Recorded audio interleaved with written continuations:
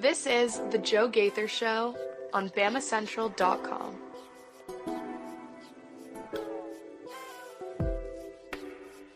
Good morning, Tuscaloosa.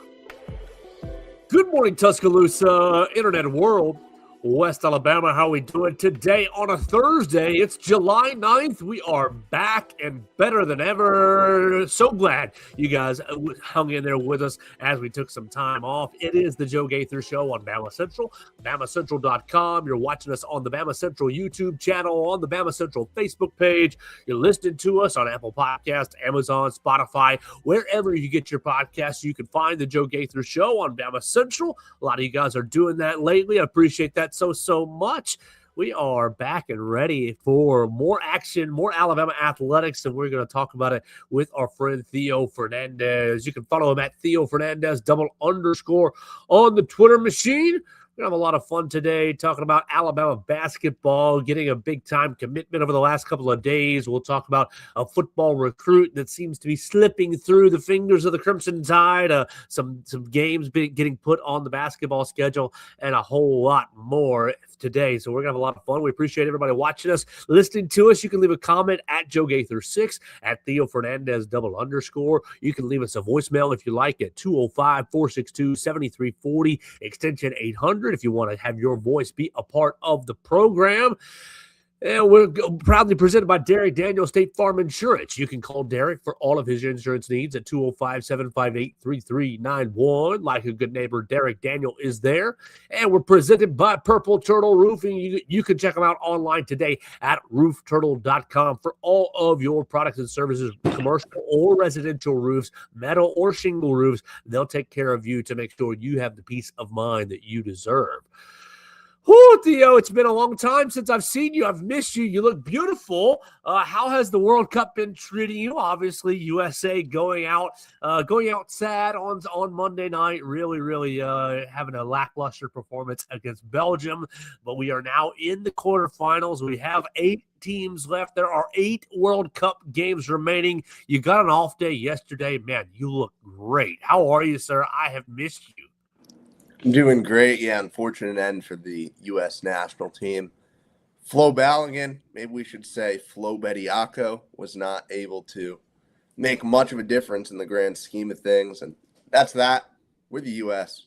It's time to pack it up and focus on football season. It was a fun couple weeks. I had a good break, although I'm sure it was not as eventful as yours, Joe. Congrats, man. Thank you very much. I really appreciate it. Shout out my fiance. I got engaged over the week on Monday. Actually, Theo, I didn't watch the USA game because that was the planned engagement, and I actually I was glad USA was on the schedule because I kept saying, "Oh, we're going to go somewhere tonight and watch USA. We're going to go somewhere and watch USA," trying to throw her off because, of course, I would want to watch the USA game, and then we ended up executing the engagement plans and sitting around by the beach. And so I hope that threw her off enough and kind of gave her a curveball, not knowing what was coming. But yep, engaged and very happy to announce that. And we are excited about what the future will hold here for us, for you, and for Bama Central as a whole. Oh, well, thank you. She bought me new sunglasses because she thought I needed some for the beach, because some normal sunglasses. She said, "You need some normal ones to battle this sun." So for that, we'll wear these for the show. One World Cup game today, and then we'll talk about all the Alabama stuff that we may have missed over the last few days. Morocco and France are playing at 3:00 today. Morocco's leading scorer out with an injury, but Morocco has a team full of Argentinian officials calling the game, maybe to stand in France's way. I will take France to win, despite everything that kind of looks like it's stacking up against them. Theo, how are you guys feeling in the Fox Sports studios about the kickoff of the quarterfinals? Yeah, we're ready. We're ready to get at it. This is a game that people may be sleeping on a little bit. Morocco is a really cool story to me as far as a team that, like, 3.5 years ago, they go on this Cinderella run to the semifinal, and it's all like Morocco's the story of the tournament. And it's look at the run this team's going on, and they've come back 3.5 years later, and you forget that they were an underdog so recently because they play with the confidence of somebody who expects to win the World Cup. Really well coached. They have world-class players. They play like a team that's been on the world stage for forever. So I really do think that they will give France a fight. I think this game goes to extra time, and ultimately France is just too good. I'll give France a 3-2 win. I completely agree that it's going to be dripping with excitement and drama today at the World Cup. So 3 o'clock today, we'll be keeping an eye on Morocco and France. Theo, what do you want to start with? You want to go basketball or do you want to go football recruiting? I've got one football recruiting story, and I've got two basketball elements to talk about, particularly with a new player that's committed to the Crimson Tide. I want to spend a lot of time breaking down the basketball stuff, getting into it. So let's hit the football. That is what pays the bills here. Football pays the bills, and Steve Wilfong of Rivals Network, all the recruiting networks, has recently put out yesterday, basically said that Alabama is essentially out on the Monshun Sales deal because Monshun Sales bidding war is taking off between Indiana and Texas. And then you take it back to a week or so ago with Wesley Powell, and Wesley told us that really Texas was going to ramp up their pursuit of Monshun Sales because it was likely that they were going to lose Easton Royal to LSU. So it sounds like Easton Royal is waffling, and even if he's not, it sounds like Texas is ramping up their pursuit of Monshun Sales, and 5-star wide receiver Monshun Sales is seemingly slipping through the fingers of the Alabama Crimson Tide in favor of either Indiana or Texas. So what do you make? I mean, what do you make of that just development right off the bat? And we can talk about kind of Monshun Sales and wide receiver play, and Osani Gales really being the premier wide receiver for Alabama at this moment. Just what do you make? It sounds like Texas or Indiana now for Monshun Sales. I mean, this is significant, right? Wesley, when he came on, really harped on the significance of Sales to the class, which, no brainer, right? 5-star receiver, significant. But when you look in the context of a weaker class that's caused a lot of concern around the fan base, everyone wants to jump to conclusions. Sales was the one player remaining that Alabama could have landed to alleviate those concerns, to kind of redeem the class for the Crimson Tide.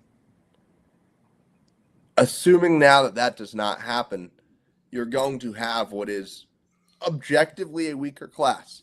You can say weaker class, and weaker class can be the 20th class in the country with 2 5-stars, and that's a great weaker class. Everyone would love that to be their down year.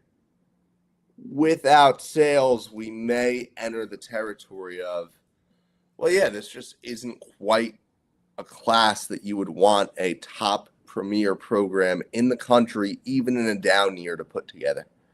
So, despite my pretty regular, not sugarcoating, but trying to stick on the bright side of things, here we are on July 9th. Right after July 8th, which I said was the date, I'm officially raising the flag. It's maybe underwhelming here.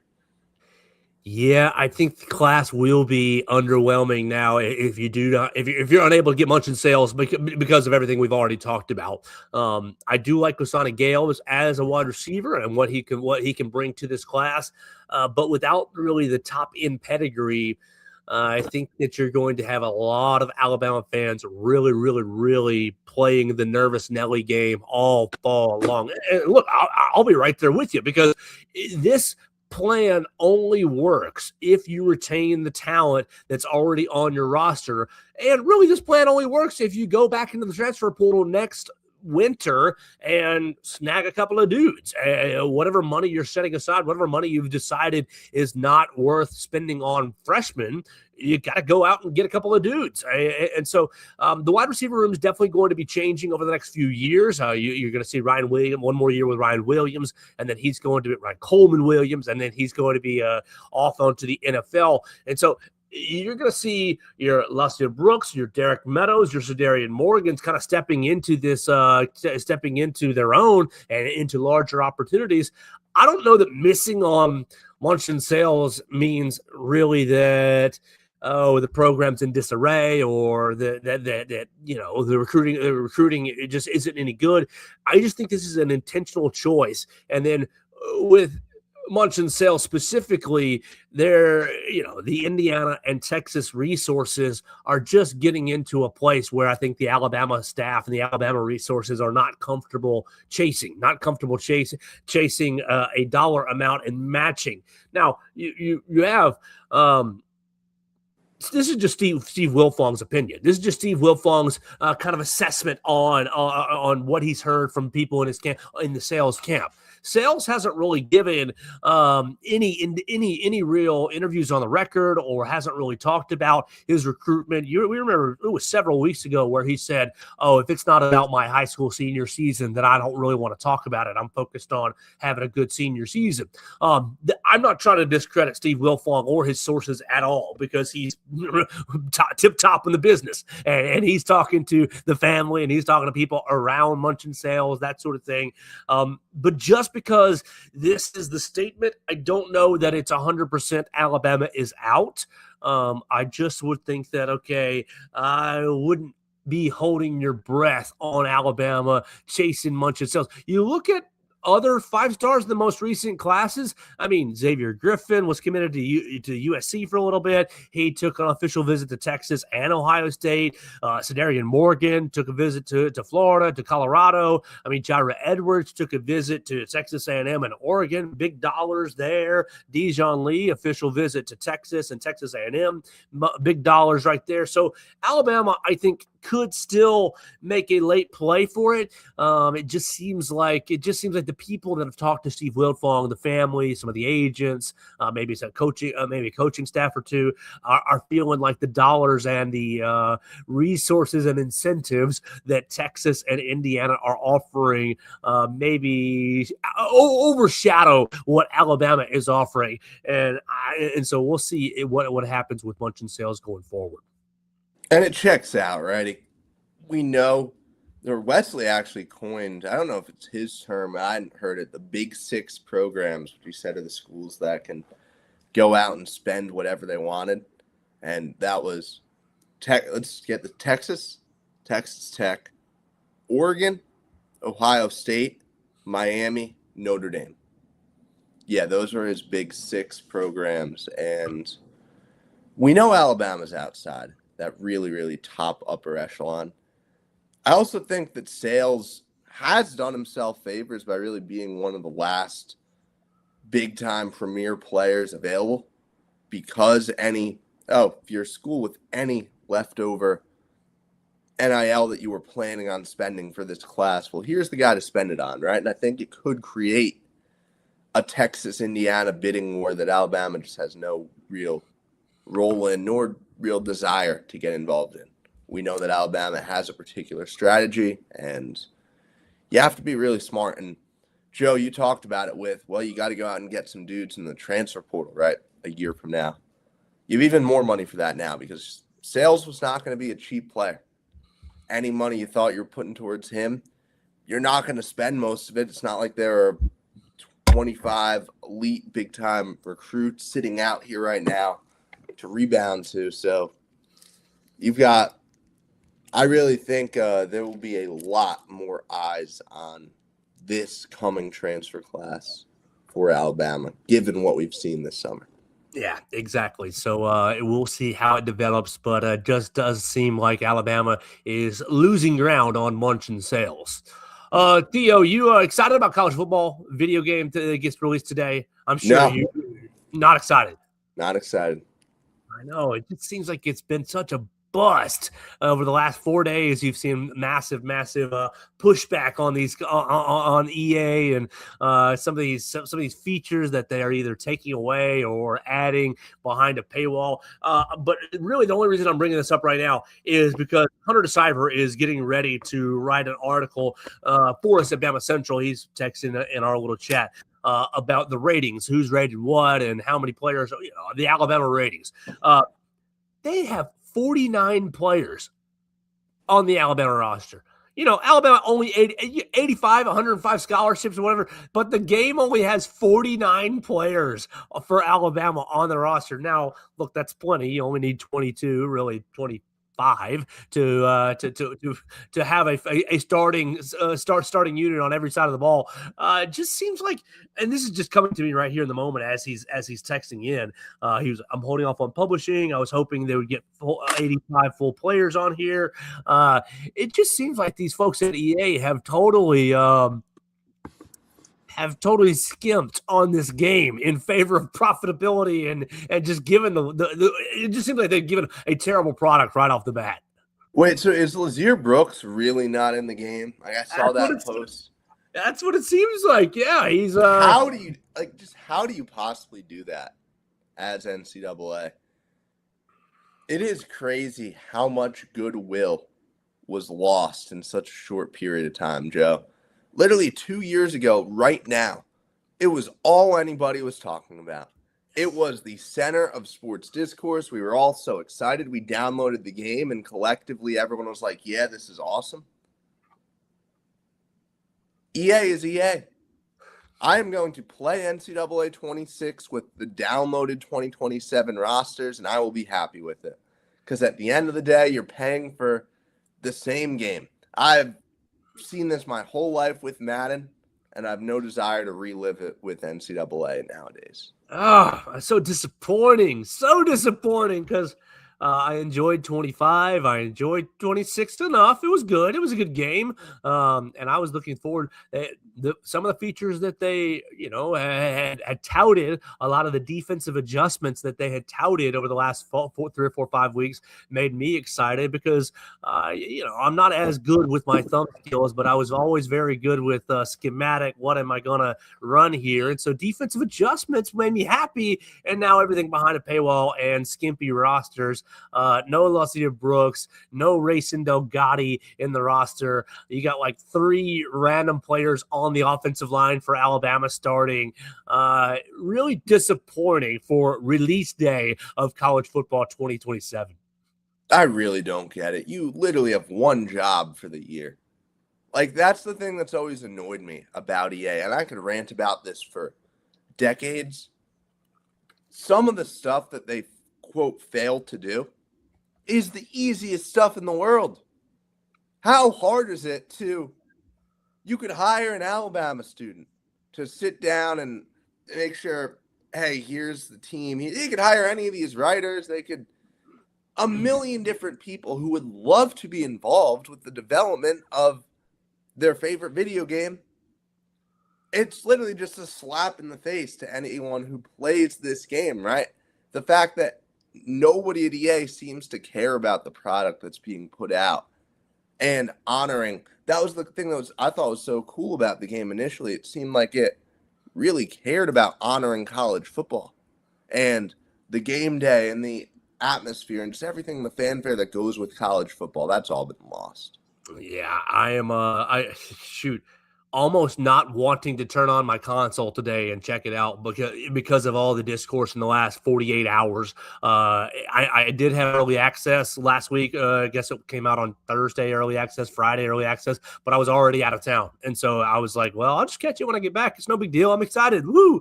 New Dynasty with my team. I got a group of like 4 or 5 of us. We've got some Dynasty that we have always run. And I was like, okay, time to reset and restart. See if I can get the first national championship, whatever.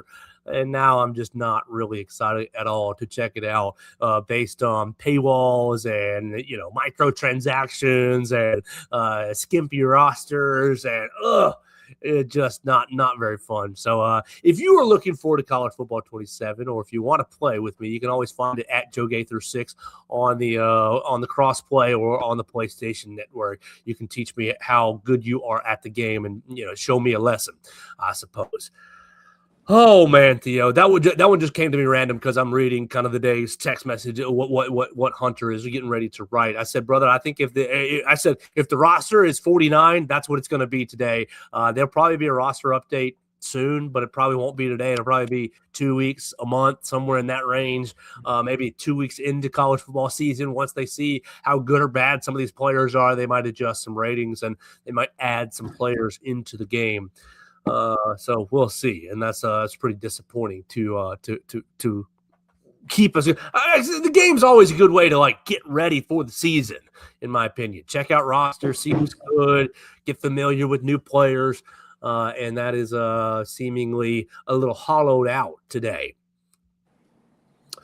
All right, so let's transition and move over to basketball, because Alabama basketball got a huge commitment and reclassification in the form of Anderson Diaz. Anderson Diaz reclassifying from the 27 class to the 26 class, and he is going to be basically five-star point guard and going to come in and just follow the same path as who was the reclassification last year. Collins Onyejiaka was the reclass last year. I believe didn't Kyra Lewis reclass into it. I believe Josh Primo reclassed into Alabama as well.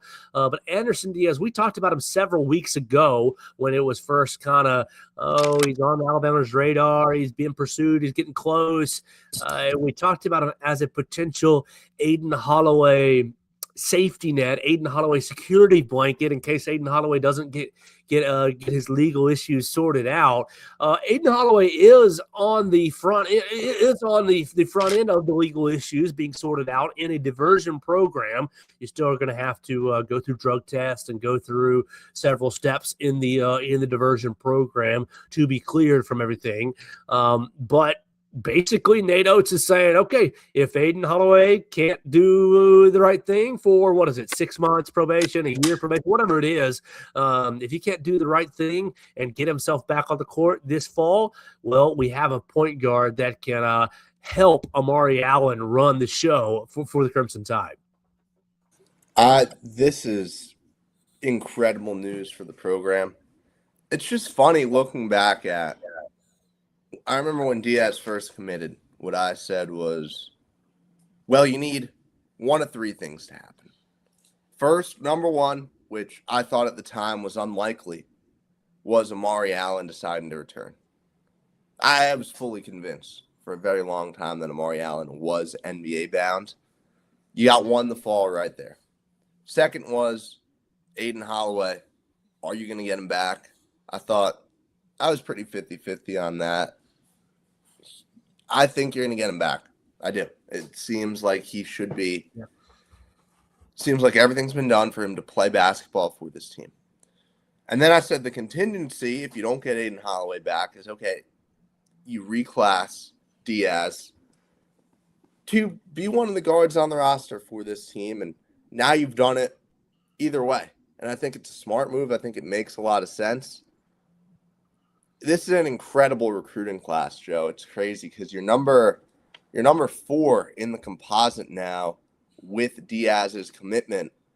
You would be either, I'm not sure which, either number 2 or number 3 if Cole Clore counted as a freshman. Cole Clore is basically a recruit, somebody that you're bringing in.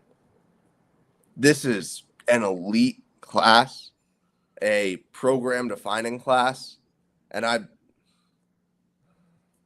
I'm up here on this team, Joe. I am about as high on an Alabama team as I've ever been. This is going to be, I think, one of the most fun basketball seasons we've ever seen. Have you ever been to Detroit, Theo? Actually, yes, I have. Oh, okay. I've been to Detroit. And I didn't say this at the time. I didn't say this while I was leaving Detroit, but I'll say it now. I want to go back to Detroit. Yeah, Detroit 2027 Final Four. I think that you have the makings of just an incredible roster coming together. Now, you need the defense is you need the rim protection and rebounding to be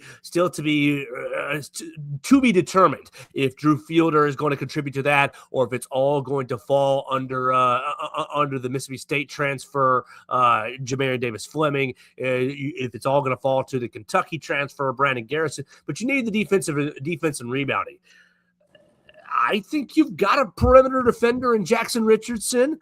I think that you have got yourself multiple ball handlers who can take the load. I do expect Aiden Holloway to be fully available for Alabama at the start of the season, and I know that's going to upset so many people. It's going to upset. Oh, it's going to be wild how many people just get absolutely had their hair on fire, butt hurt about Aiden Holloway playing. But, the legal system sometimes is great and sometimes it's not. And in this case, Aiden Holloway, with it being his first offense, did qualify for a diversion program. Now it's a hell of a first offense, but you qualified for the diversion program. You just got to see it through, Aiden Holloway. See yourself through the drug tests. See yourself through the community services. See yourself through the educational portions of that. And I do think that he will be back on the court for Alabama to start the season. And so you're looking at a roster that I think is really, really solid. I mean, you're looking at let me pull up the basketball. You're looking at Aiden Holloway and Amari Allen. You're looking at Jackson Richardson. You've got, Jamarian Davis Fleming and Drew Fielder maybe as your starting five. I mean, you are. Davion Hannah transferred out. Who else? All right, London Jimison's back. I mean, he's going to be he's back and probably going to be a lot better. So he's going to be fighting for a starting position. Keaton Bristow healthy. I don't even want to prognosticate what he could be or could not be because of how up and down his season went last year. Collins Onyedjiaka, if you can get his heart condition cleared, I think you have a full, deep roster that just looks at Detroit as the goal. Detroit or bust, baby. It's funny. I said last year that I thought London Jemison could return as the third leading scorer on this Crimson Tide team. Now, I thought that him returning would mean that a lot of other guys had left. I didn't think he would be returning alongside Amari Allen. So I might have to bump that down a little bit. But I'm bullish on London Jemison. I'm very, very high on what an offensive breakdown for him could look like for him, and also just what the flashes he showed of being a true team offensive player last year. I believe that we're going to see a more complete version of that this year. We're going to see a less, I get the ball, time to end the possession, because I love watching that, but you have to play within the flow of an offense, and you'll get plenty of shots in this system, London, and I think everyone's starting to realize that down the stretch last year. I'm very, very excited for what this team can do. I'll tell you, if Aiden Sherrill was on this roster, this would be a top 3 team in the nation. I'm not exaggerating at all. Makes the decision. Did we ever talk about his comments? Did we ever talk about his comments about Indiana getting more of an opportunity at Indiana? I don't know if we did. I remember seeing those, but it was ridiculous. I tweeted about it, and I didn't know if I brought it to the show or not. And so if I have, and you're the audience and you pay attention, I apologize to recap this. But goodness gracious, he said to whoever he was talking to, indianasports.com or whatever, they promised me a bigger role at Indiana. And I don't know how in the world you could have a bigger role than Aiden Sherrill had last season at Alabama. It was as many minutes as you could handle, Aiden Sherrill. As many minutes as you could handle, and as many minutes as you could handle without getting into foul trouble. I mean, his physical condition was one issue. He had couple games, full body cramps, and can't go. And then more often than not, it was foul trouble. I'm sure there's some element of, I'm going to have my back to the basket at Indiana. They're going to throw balls in the post, and I'll be able to show my post moves. Okay. Look at the dadgum NBA and show me show me where that fits into the NBA, brother. Like, okay, if that's what you want to do, all right. But I don't really see that being the path to the professional basketball league that you want to play in. It's just absurd. And you're right. If Aiden Sherrill was on this roster returning, it would be arguably. It would be arguably NATO. It's his best roster period at Alabama. Joe, the man played 40 minutes in a game last year. Get out of here with bigger opportunity. Yeah, I forgot how dumb that statement was from him. Look, I mean, we know how this is going to shake out, right? You're going to have elite guard play. You're going to have the step forward from Amari Allen. What are you going to get from the bigs?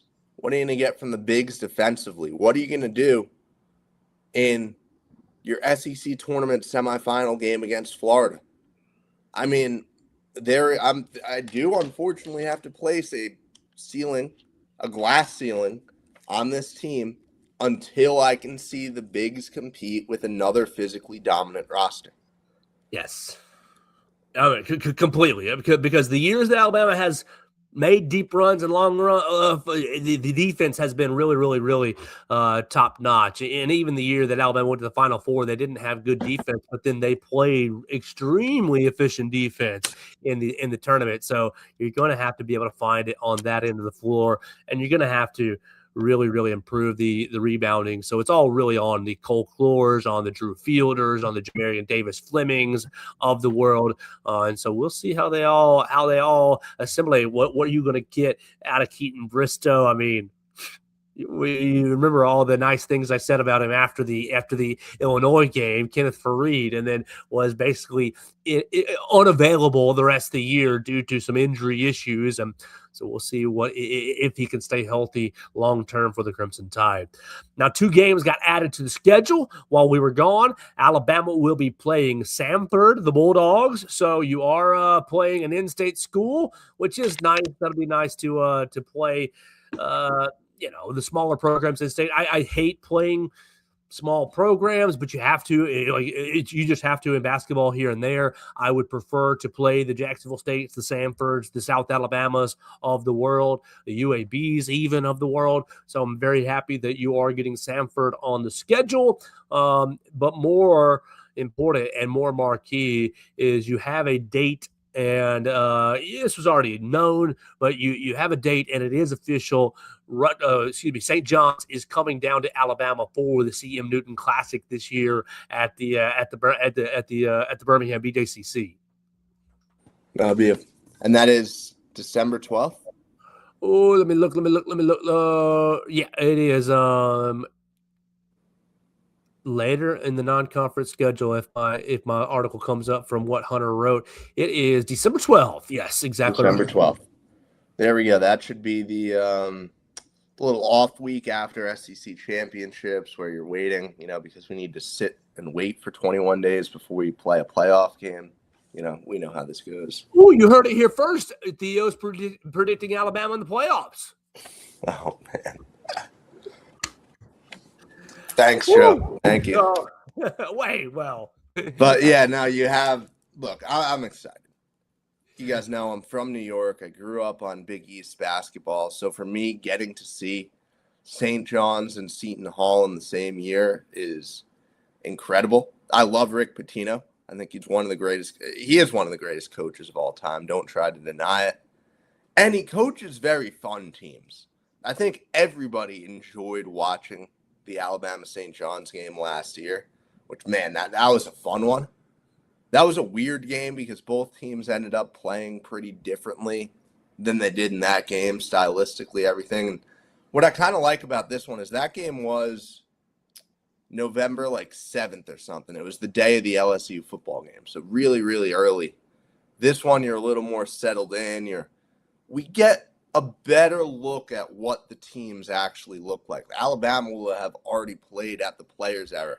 I don't know what St. John's schedule looks like, but I have no doubt that they'll have played a bunch of big-time opponents as well.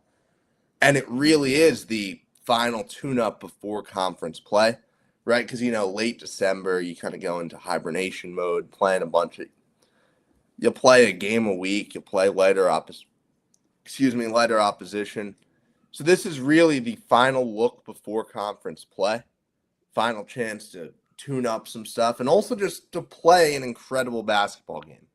Now, I think it's kind of not cool that St. John's gets to play that game at the Garden while it counts as a neutral site. I'm not a fan of the Birmingham games at all. But if there was a time to have one, it is December when the students are gone. I understand that you want to have one once in a while, and it certainly works for a neutral site. But I wish that game would be held at Coleman with everybody rocking, but I will be there in Birmingham. Well, I agree with you. It would be it'd be fun to have it in Coleman, but I've come to love the BJCC games because you just have you have a really nice crowd over the last handful of seasons that want to get in there and support the Crimson Tide. People from North Alabama, really the Birmingham faithful crowd that always is driving down to Coleman Coliseum. I think the atmospheres have been really nice. I felt the buzz in the arena last year when Arizona came in and drummed you. But you've had some good performances there, and you've won some games in this competition. I'm really looking forward to it. I'll disagree with you. I like the BJCC. Well, as a one-off, let's bring a marquee opponent in, and you game the net system. You game the net ratings with the quad 1 game, the quad 2 game. You game it a little bit by only playing an hour away from campus. So I'm a fan of those, just as a once per year situation. Now, you do have to get a marquee game in Coleman Coliseum. I think that is a must. And we'll see how the schedule continues to develop. Coach Oates has usually been able to get a big-time opponent to come to Tuscaloosa, so we'll see who that becomes this fall. Let's do a little rundown, I guess, real quick of the non-conference opponents. Do you have it pulled up, Joe? I can. Let's see. I know my man Hunter. Yeah, boom. As of July 7th, so 2 days ago, you are home against Sam Houston November 6th. There we go. Home against Seton Hall on the 13th. You are home against Kennesaw State on the 17th. Then you're playing in the Players Era Tournament 24th, 26th, and 27th, and 28th. If you're still playing, right? Then the 21st, you're playing at Miami in the SEC. December 2nd. I'm going too fast. December 2nd, you are playing at Miami in the ACC SEC Challenge. December 12th, you're playing St. John's in BJCC. And December 21st, you're playing Iowa in Des Moines. I mean, that's a nice schedule, first of all. It's a good schedule. A lot of it's contingent on, first of all, Gonzaga beating Kansas State, because I know you'll play the winner of Gonzaga-Kansas State at the Players Era. And then also your third game at the Players Era, knock on wood that you get it, also being you get 3 and then maybe 4, right? So your third game. 26th, 27th, 26th and 27th. You get the 24th, you're versus Baylor, right? That's the opening game. Yeah. 26th, winner of Gonzaga, Kansas State, if you win. 27th, you have a set of teams, and the 28th, you have a set of teams. So you got to keep winning. Yeah. Okay. So you'll get good opposition there. Seton Hall would be a quad 1. It should be quad 1. I think Seton Hall and Shaheen Holloway, People's coach, I think they're going to take a step forward. Showed some nice flashes I thought should have been in the tournament a year ago. And I think absolutely it will be a tough test for the team. These Big East teams don't go down easy. So that'll be a fun one. Iowa, we just saw go on that run, Joe. Me and you were front seat. We were about 5 feet away from Fulgaris hitting that shot to win it, knock off Florida. That was such a cool moment, man. Yes. That was awesome. So it's a nice schedule. Add one more team. I'm happy. I'm tired of the ACC SEC disrespect, man. I don't like it. What more does this program have to do to get the Duke, to get the – I know people were tired of playing Carolina. Why? Why would you ever get tired of playing North Carolina? I mean, I think Alabama should be playing the class of the ACC every single year. I don't think a game against Miami really does it, but we'll see. You also have Houston in the Jimmy V Classic, but that date is not quite set. And then you will play You'll play South Florida as the second part of the home and home series with South Florida that you schedule with Brian Hodgson. And I would expect a date with Providence to be added to that schedule, also to continue playing some of your assistant coaches. 3 Big East games in 1 year, man. I'm in heaven here while covering this team. There we go. So it's going to be a fun season. We will get into more conversations. We'll turn it further into football tomorrow on the Joe Gaither Show. We'll finish up the week. Appreciate everybody who has kind of given us a little bit of a breather this week as I went down to the beach. And I want to shout out my fiance again for making it a great week. It was awesome with you, Carrie. And we will have a great show on Friday talking Alabama football recruiting. Alabama got a 2028 linebacker. We can talk, Theo. Let's tease this. We can talk. People are so concerned about the recruiting, and we have been too. We've made it a conversation point almost every day for like 3 weeks now. People are so concerned with the recruiting, and they're really concerned about in-state recruiting. I know that Hunter DeCiver wrote an article about Alabama not getting a top 10 in-state recruit this season in 2027. And look, technically, Trent Seaborn is like 12 in the state of Alabama. I want to look at the 2027 class in Alabama and the 2028 class in Alabama, where they stand nationally. Because if my perception is right, Theo, I think there's only a couple of top 100 recruits in the state of Alabama in the class of 2027. I think there's a lot more in the class of 2028, which further takes you down the path of, hey, let's pump the brakes on this class, let's retain our talent, and then let's reload up in 2028. So I want to look at that a little bit tomorrow. We will react just briefly to France and Morocco, and we will set up to, Friday's World Cup game as well, as we are in the last. There are 8 more soccer games. Look, I know if you're tired of the World Cup conversation, come catch us in 8 more episodes, because there are 8 more soccer games, and we will be talking about it because it moves me in my soul, and I know Theo his eyeballs are bleeding with soccer, so we'll continue to talk about that as well. Follow Theo Fernandez at Theo Fernandez __ on the Twitter machine. Myself at Joe Gaither 6. All of us at BamaCentral. Read us at Alabama Crimson Tide on SI. Check out Purple Turtle Roofing at roofturtle.com, and Derek Daniel, State Farm Insurance, right here in Tuscaloosa, Alabama. We'll talk to you again tomorrow right here on the Joe Gaither Show on BamaCentral, BamaCentral.com.